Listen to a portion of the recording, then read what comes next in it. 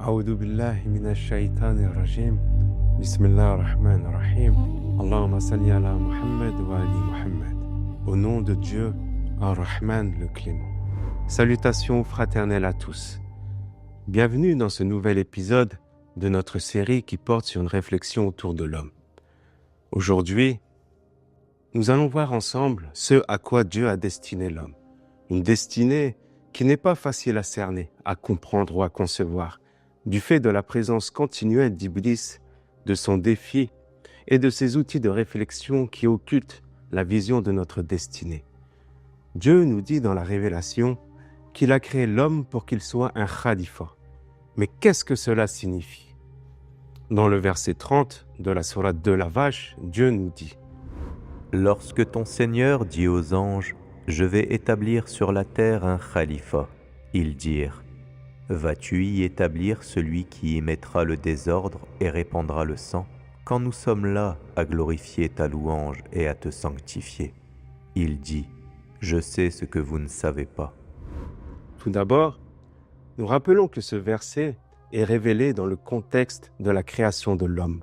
L'homme, fraîchement créé, se voit attribuer par Dieu la destinée, la responsabilité d'être son khalifa, son représentant, son vicaire. Une responsabilité, une destinée que Dieu a donnée exclusivement à l'homme. C'est ce que nous appelons le khalifa.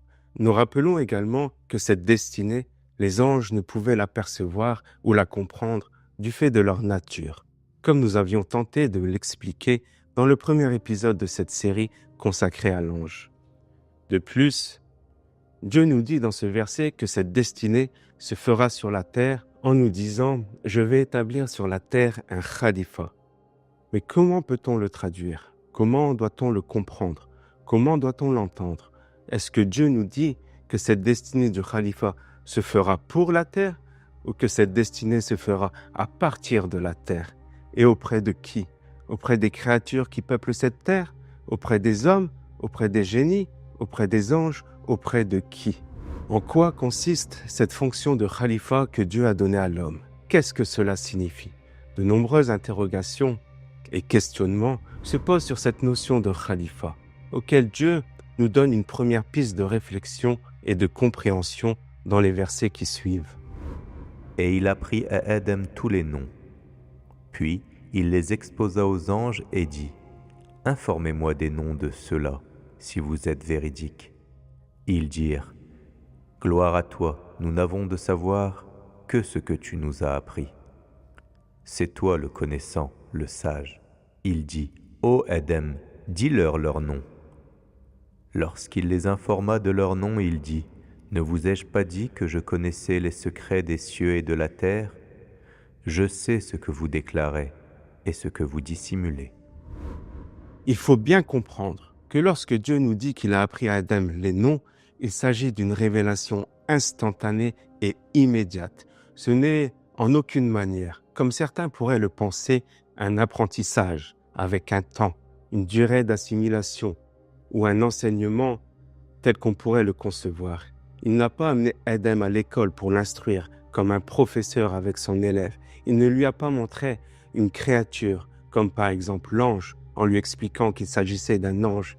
Il ne lui a pas montré une création, comme par exemple la lune, en lui disant qu'il s'agissait d'une lune.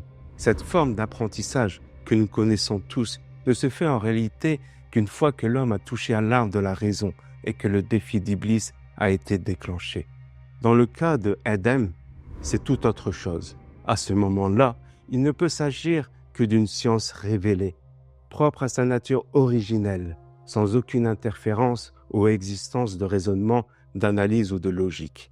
Il s'agit d'une science innée, révélée par Dieu directement à Adam, directement à l'homme, sans que celui-ci n'ait besoin d'un quelconque effort, ni même d'un seul mouvement.